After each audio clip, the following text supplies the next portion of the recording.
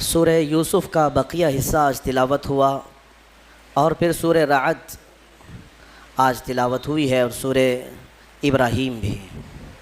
سورہ رعد جو 13ویں پارے میں موجود ہے، فرمایا بزرگوں نے کہ کسی کے نزع کا وقت سخت ہو گیا ہو، سکرات کی تکلیف بڑھ گئی ہو تو اس کے سرہانے کے پاس سورہ رعد کی تلاوت کریں، انشاءاللہ العزیز نزع میں آسانی ہوگی اور روح نکلنے میں اللہ تبارک و تعالیٰ تخفیف فرما دے گا۔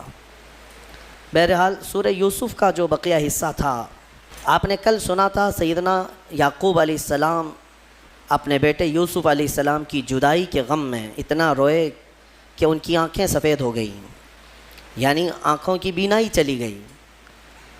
کافی عرصے کے بعد جب یوسف علیہ السلام سے ان کے دو سارے بھائیوں نے مصر میں ملاقات کی غلہ لینے کے لیے، تو یوسف علیہ السلام نے یہ کہا تھا جاؤ اپنے والد کو لے آنا ساتھ میں، لیکن ساتھ میں حضرت یوسف علیہ السلام نے کیا کہا تھا؟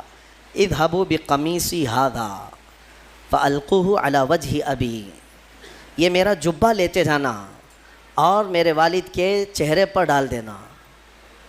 یوسف علیہ السلام نے اپنا جبہ دیا تھا اپنے بھائیوں کے ہاتھ میں کہ اپنے باپ کے چہرے پر اسے ڈال دینا۔ اب یہ جبہ لے کر کے جب چلے اور یعقوب علیہ السلام کے چہرے پر انہوں نے یوسف علیہ السلام کا جبہ ڈالا تو قرآن کہتا ہے فرتد بصیرا، ان کی کھوئی ہوئی بینائی واپس آ گئی۔ کس کی؟ یعقوب علیہ السلام کی، جو باپ ہیں۔ میرے عزیزوں، یہی تو اہل سنت و جماعت کہتے ہیں کہ تبرکات میں تاثیر ہوا کرتی ہے۔ ہاں، اب یہاں سے اتنی بھی سمجھنے کی بات ہے کہ ایک نبی کا جبہ دوسرے نبی کو فائدہ دے سکتا ہے تو نبی کی تبرک امتی کو کیوں نہیں فائدہ دے سکتے؟ نبی کا جبہ نبی کو فائدہ دے رہا ہے۔ یوسف علیہ السلام بھی نبی ہیں، یعقوب علیہ السلام بھی نبی ہیں۔ یوسف علیہ السلام کا جبہ اگر یعقوب علیہ السلام کو نفع دیتا ہے تو ہم گنہگاروں کو حضور پاک کے قدموں سے لگی مٹی کیوں نہیں نفع دے سکتی ہے؟ یقیناً ان تبرکات میں تاثیر ہے، برکت ہے۔ اچھا، اور دوسری بات، انبیاء کرام علیہ السلام کی اختیارات پر بھی جو ہم عقیدہ رکھتے ہیں وہ بھی سنیے۔ یوسف علیہ السلام کے بھائی ابھی جبہ لے کر کے گھر پہنچے بھی نہیں تھے، راستے میں تھے، تبھی یعقوب علیہ السلام کو اپنے بیٹے کی خوشبو آنے لگی۔ گھر میں کہتے ہیں انی لاجد ریح یوسف، اپنے گھر والیوں سے کہتے ہیں کہ میں یوسف کی خوشبو سونگھ رہا ہوں۔ ابھی وہ بھائی آئے نہیں، راستے میں ہیں اور جبے کی خوشبو یوسف علیہ السلام کے یعقوب علیہ السلام کو آ رہی ہے۔ عزیزان گرامی، اور یہ مسافت کتنی تھی، کتنی دوری تھی جو جبہ ابھی موجود تھا جہاں راستے میں اور یعقوب علیہ السلام، کئی 100 کلومیٹر کا فاصلہ تھا، ابھی کئی 100 کلومیٹر کا فاصلہ ہے اور جبے کی خوشبو یعقوب علیہ السلام سونگھ رہے ہیں۔ پھر اگر کوئی کہے نبی اپنے جیسے بشر تھے تو یہاں بیٹھ کر دلی کو سونگھ کے دکھاؤ، یہاں بیٹھ کر بنگلور کو سونگھ کے دکھاؤ۔ وہ نبی کے سونگھنے کی طاقت ہے کہ وہ ایک جگہ بیٹھے تو سینکڑوں میل دور تک دیکھ بھی سکتے ہیں، سونگھ بھی سکتے ہیں۔ یعقوب علیہ السلام کی اس اختیار کے بارے میں قرآن بیان کر رہا ہے، اور پھر یہی تو الحمدللہ اہل سنت و جماعت کا موقف ہے کہ جب نبی سونگھ سکتے ہیں تو دیکھ بھی سکتے ہیں اور سن بھی سکتے ہیں، اور یہ بھی قرآن سے ثابت ہے۔ 19ویں پارے کی تلاوت ہوگی، اس وقت میں آپ کو بتاؤں گا۔ سلیمان علیہ السلام اپنے لشکر کے ساتھ جا رہے تھے، چونٹیوں کی ایک وادی تھی، چونٹیوں کی وادی سے آپ کا گزر ہونا تھا، تو چونٹیوں کی ایک جو ملکہ ہوتی ہے، ان کی جو بڑی ہوتی رانی، وہ پکار کر کے ساری چونٹیوں سے کہہ رہی ہے کہ سب کے سب اندر چلے جاؤ، سلیمان علیہ السلام اور ان کا لشکر آ رہا ہے، کہیں بے خبری میں تمہیں رون نہ دیں۔ سلیمان علیہ السلام ابھی کئی میل دور تھے، سلیمان علیہ السلام چونٹی کی بات سن کر کے ہنس پڑے۔ مجھے بتاؤ میرے عزیزو، تم کان کے پاس لے جا کر کے چونٹی کی بات سن کے بتاؤ، مکھی کے اڑنے کی بھنبھنانے کی آواز آتی ہے، چونٹی کی آواز سنی ہے؟ لیکن وہ نبی کئی میل دور سے چونٹی کی بات کو سن بھی لیے اور مسکرا بھی دیے۔ قرآن کہتا ہے، اب یہاں سے مجھے بتاؤ، بنی اسرائیل کے نبی چونٹی کی بات سن سکتے ہیں تو سید الانبیاء امتی کی بات کیوں نہیں سن سکتے؟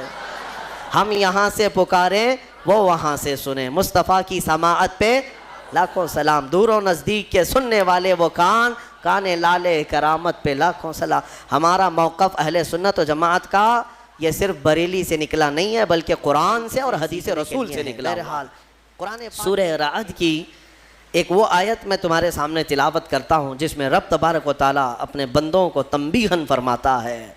رب تبارک و تعالیٰ فرماتا ہے وَإِذَا أَرَادَ اللَّهُ بِقَوْمٍ سُوءًا فَلَا مَرَدَّ لَهَا، جب اللہ تعالیٰ کسی قوم کے ساتھ عذاب کا ارادہ کر لیتا ہے یا اسے ختم کرنے کا یا تباہ کرنے کا ارادہ فرما لیتا ہے تو پھر اسے کوئی نہیں ٹال سکتا۔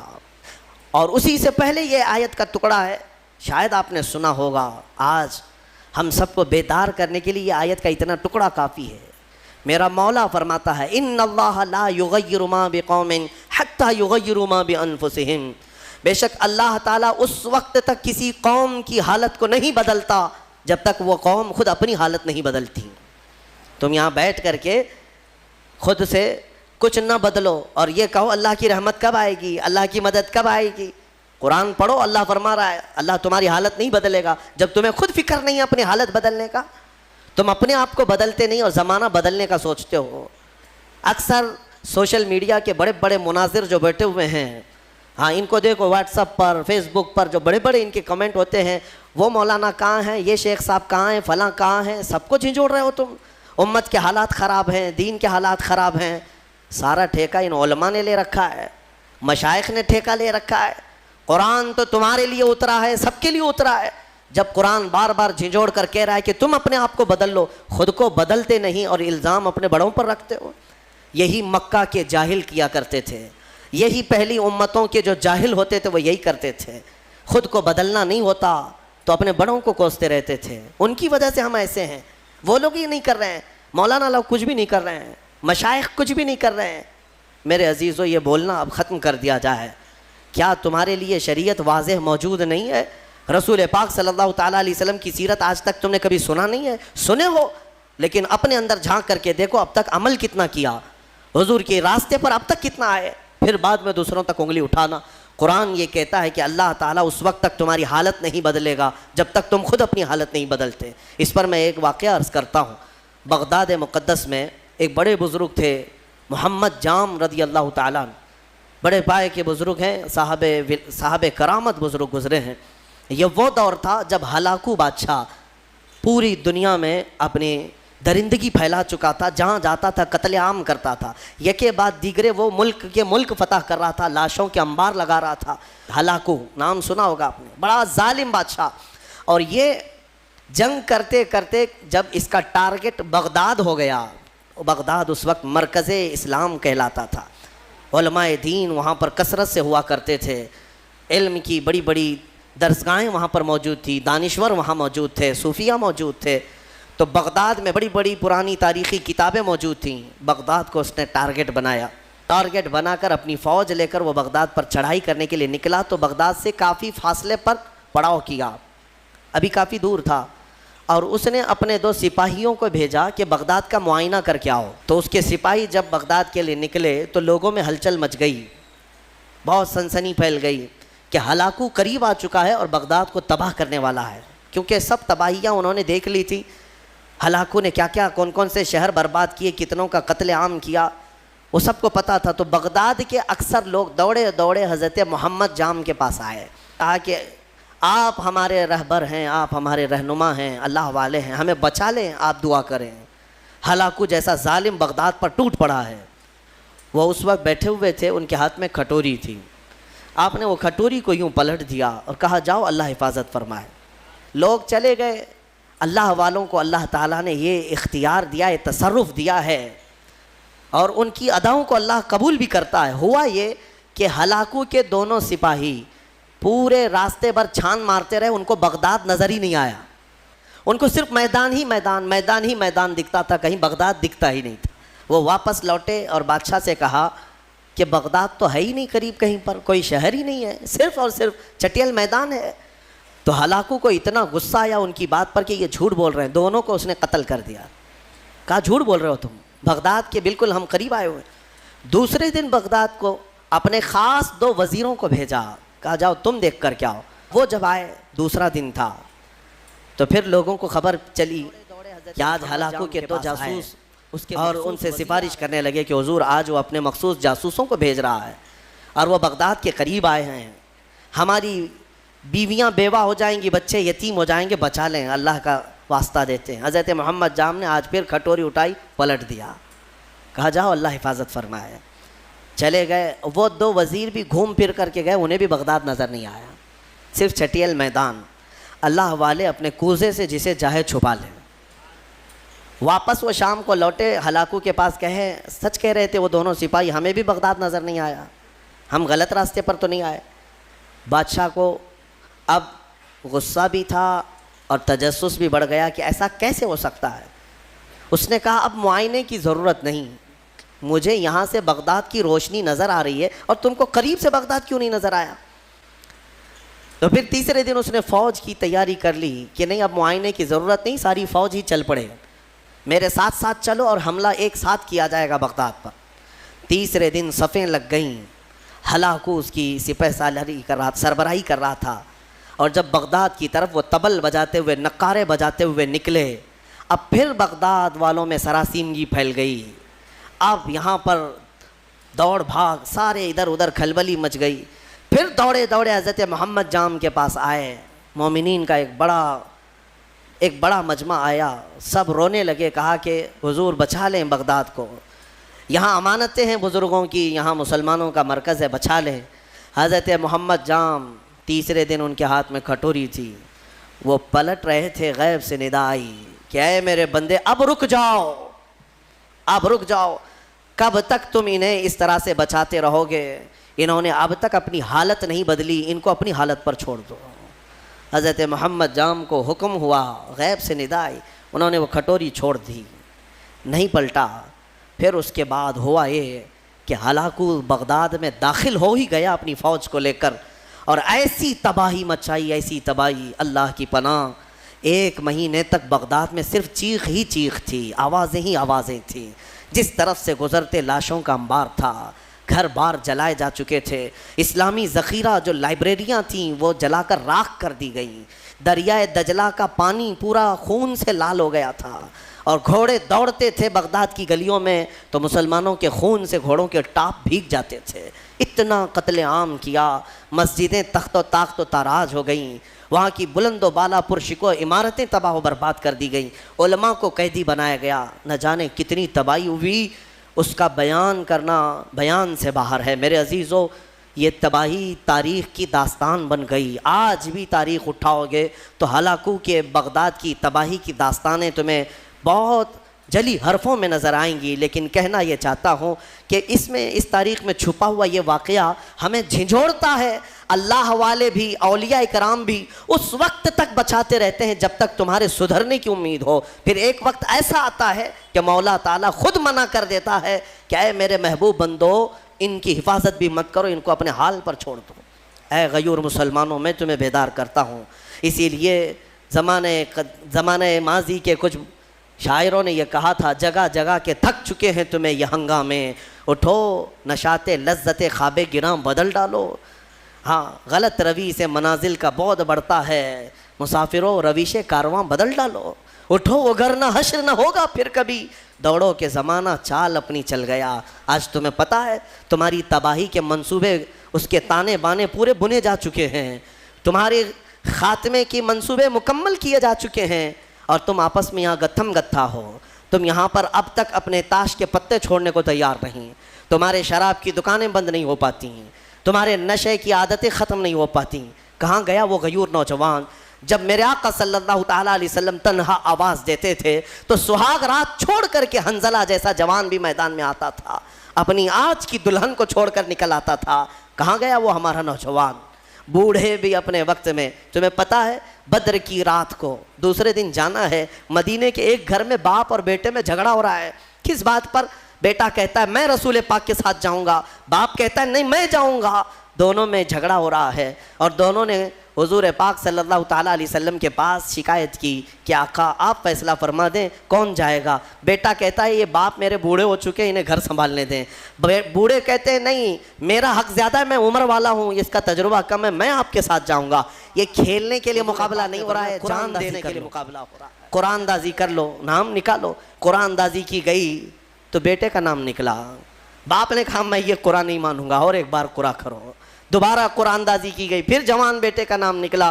میرے مصطفیٰ کریم صلی اللہ علیہ وسلم نے فرمایا اس بوڑھے صحابی سے، کہا آپ گھر بیٹھ جائیں، آپ کا یہ لال، آپ کا یہ جوان میرے ساتھ چلے گا. جانتے ہیں حضور کے اس فرمان کے بعد وہ بوڑھے صحابی دھاڑے مار کر رونے لگے، یا ویلا یا ویلا، اے اللہ یہ کتنی بری حالت ہے میری کہ میرے بڑھاپے نے مجھے مصطفیٰ سے دور کر دیا.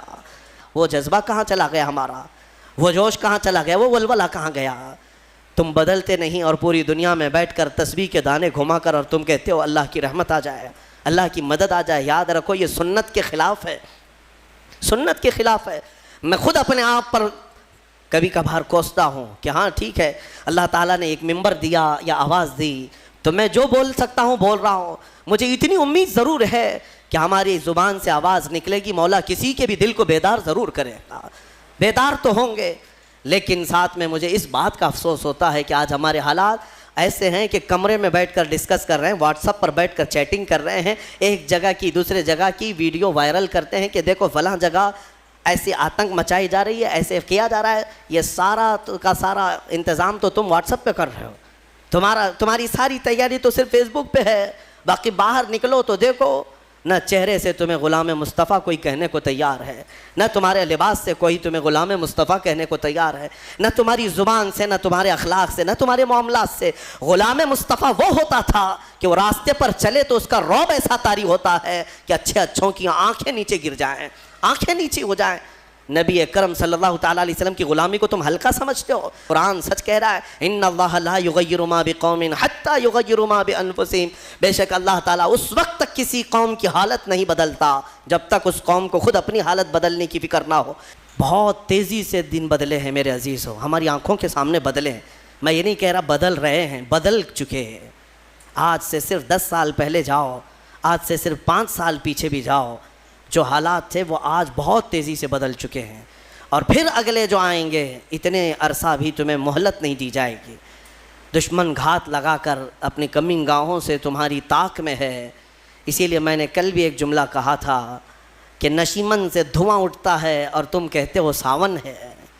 گھر میں آگ لگی ہے اور دھواں نکل رہا ہے اور تم کہہ رہے ہو ساون کا موسم چل رہا ہے. تمہیں اندازہ بھی نہیں ہے قرآن کی ایک آیت اگر مولا پہاڑوں پر نازل کرے تو وہ ریزہ ریزہ ہو جائیں گے، وہ ریزہ ریزہ ہو جائیں گے. کیا قرآن پر یقین نہیں ہے تمہیں؟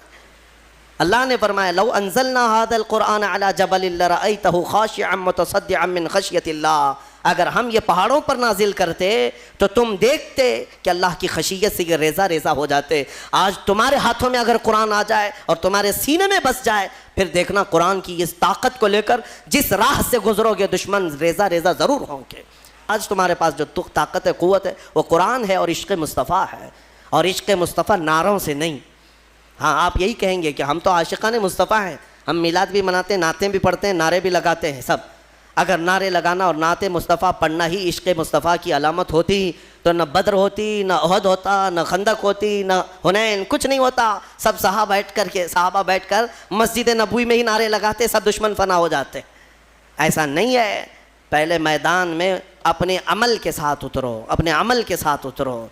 ہاں تم حضور پاک صلی اللہ تعالیٰ علیہ وسلم کے عاشق ہو تو عمل کے ساتھ آؤ، تم اپنے آپ کو بدلو. قرآن کی اس محکم آیت کے بارے میں آپ سے کہہ رہا ہوں، اللہ نے سچ فرمایا اس وقت تک وہ حالت نہیں بدلے گا جب تک تم اپنی حالت نہیں بدلتے. اب حدیث سنو، میرے آقا صلی اللہ علیہ وسلم فرماتے ایک بندہ اگر اپنے آپ کو بدلنا چاہے کتنا ٹائم لگنا چاہیے بدلنے میں؟ آپ کو کب تک؟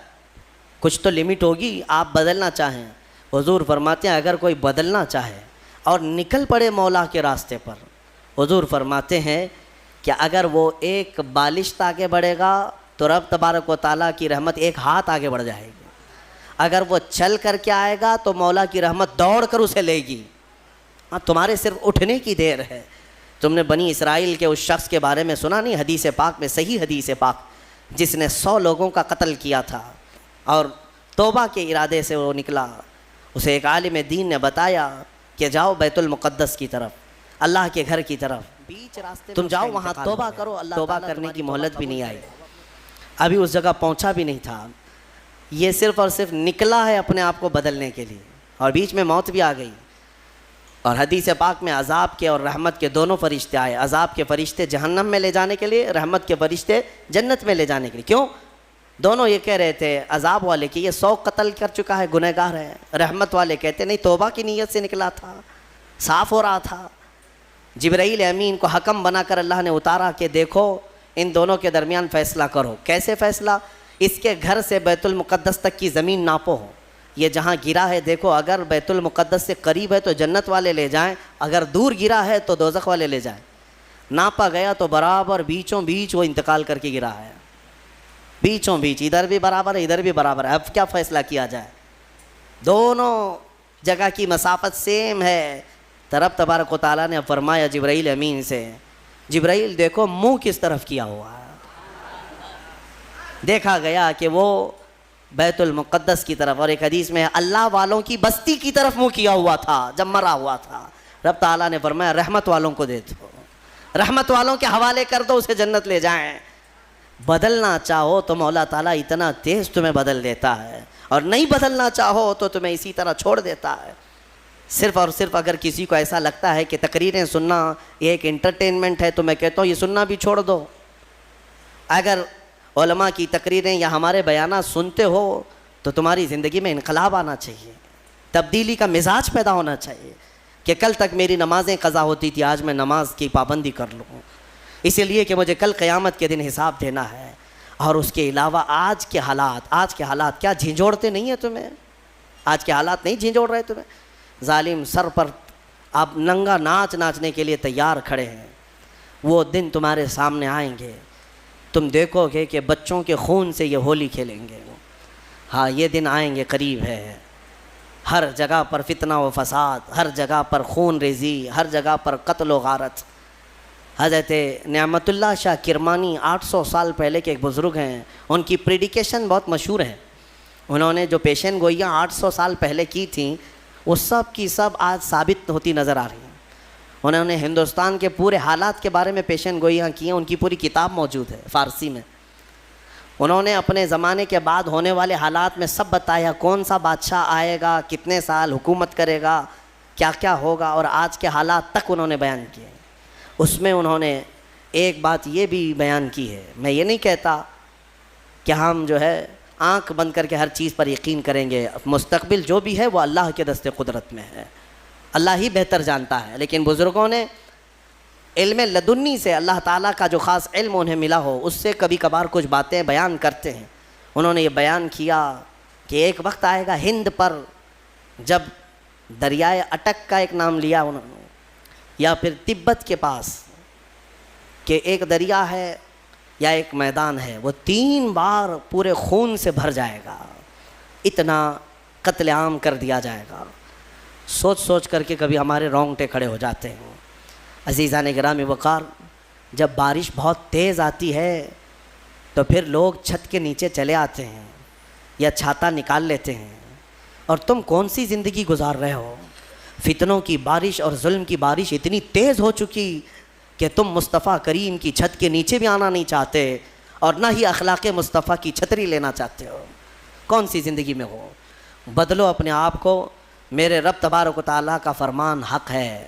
زندگی تمہاری 80 سال کی ہو جائے، اگر ایک جگہ بیٹھ کر کے تم انتظار کرتے رہے تو کچھ تبدیل نہیں ہونا ہے۔ وہ خالق اسباب ہے، ساری چیزیں اسباب پر رکھا ہے۔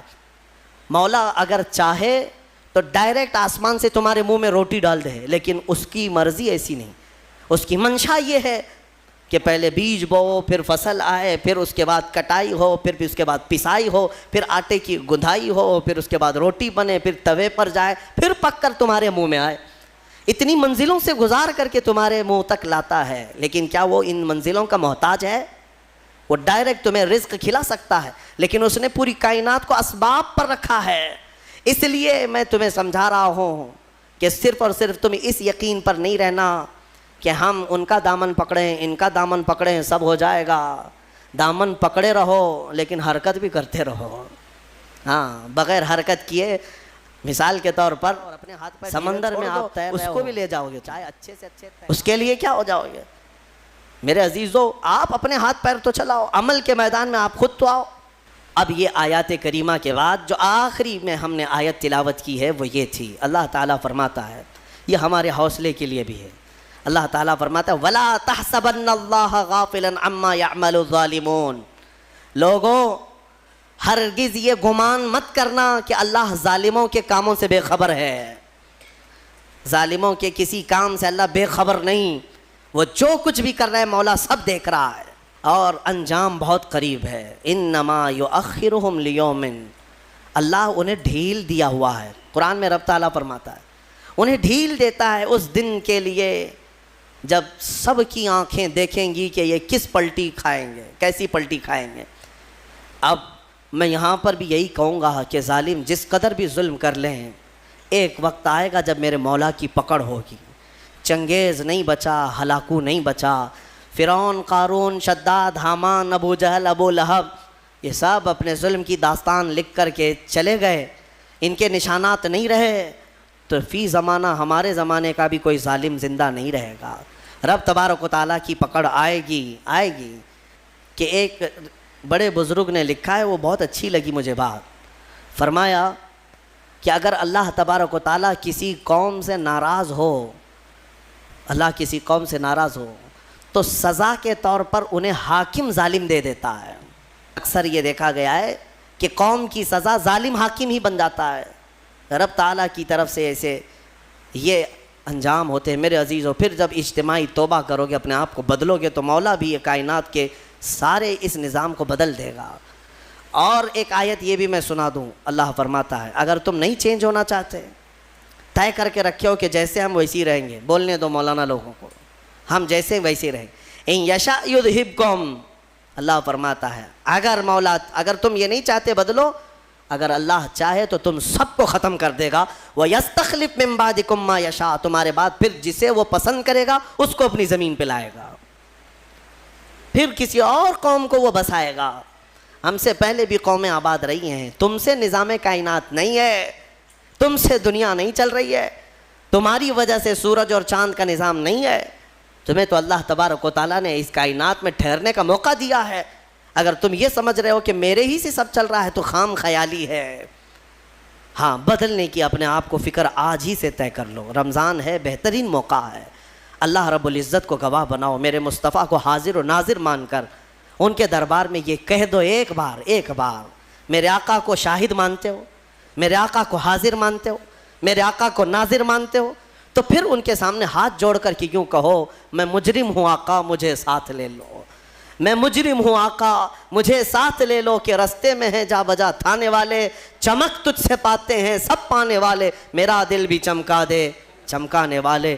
ایک میں کیا میرے عصیاں کی حقیقت کتنی, مجھ سے 100 لاکھ کو کافی ہے اشارہ تیرا. یا رسول اللہ تو جو چاہے تو میل میرے دل کے دھلیں, کہ خدا دل نہیں کرتا کبھی میلا تیرا. یا رسول اللہ تیرے ٹکڑوں پہ پلیں, غیر کی ٹھوکر پہ نہ ڈال, جھڑکیاں کھائیں کہاں چھوڑ کے صدقہ تیرا. گندے نکمے کمی مہنگے ہیں کوڑی کے 3, کون ہمیں پالتا تم پہ کروڑوں درود. اور بے ہنر و بے تمیز کس کو ہوئے ہیں عزیز, ایک تمہارے سوا تم پہ کروڑوں درود. کر کے تمہارے گناہ مانگے تمہاری پناہ, اور تم کہو دامن میں آ تم پہ کروڑوں درود. بخش دو جرم و خطا تم پہ کروڑوں درود. گرچہ ہیں بے حد قصور تم ہو عفو و غفور, گرچہ ہیں بے حد قصور تم ہو عفو و غفور. بخش دو جرم و خطا تم پہ کروڑوں درود. رزق کے قاسم ہو تم, خلق کے حاکم ہو تم, جو ملا تم سے ملا تم پہ کروڑوں درود. یا رسول اللہ تم ہو حفیظ و مغیث, کیا ہے وہ دشمن خبیث. تم ہو حفیظ و مغیث, کیا ہے وہ دشمن خبیث. تم ہو تو پھر خوف کیا تم پہ کروڑوں درود. بس یہ اعلیٰ حضرت نے ہمیں سکھایا ہے, یہ اعلیٰ حضرت نے ہمیں سکھایا ہے. جس دن تم بیدار ہو کر میرے نبی کو شاہد مان کر کے یہ کہہ لو گے, انشاءاللہ وہ بدلیاں چھٹ جائیں گی, وہ ابر ہٹ جائے گا, یہ ظالموں کی نحوست ختم ہو جائے گی.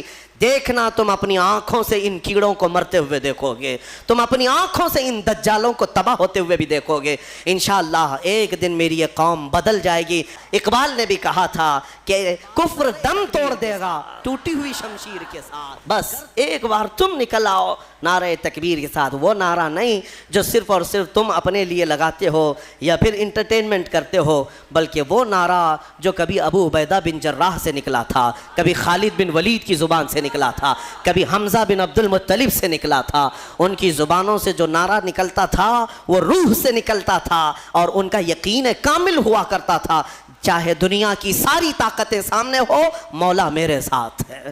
انشاءاللہ العزیز وہ وقت تبدیلی کا ان قریب آئے گا۔ مجھے امید ہے امام مہدی کو ابھی آنا ہے، عیسیٰ علیہ السلام کو ابھی اترنا ہے، اور پوری دنیا میں اسلام کا پرچم ابھی لہرانا باقی ہے۔ میرے آقا نے فرمایا ہے اس وقت تک قیامت نہیں آئے گی جب تک پوری دنیا کا دین صرف اور صرف اسلام ہی رہے گا، صرف اسلام رہے۔ اور میرے آقا نے فرما دیا تو میں کہتا ہوں زمین ٹل جائے گی، زمانہ ٹل جائے گا، میرے مصطفیٰ کا فرمان کبھی نہیں ٹلے گا۔ وہ ہو کر رہنا ہے۔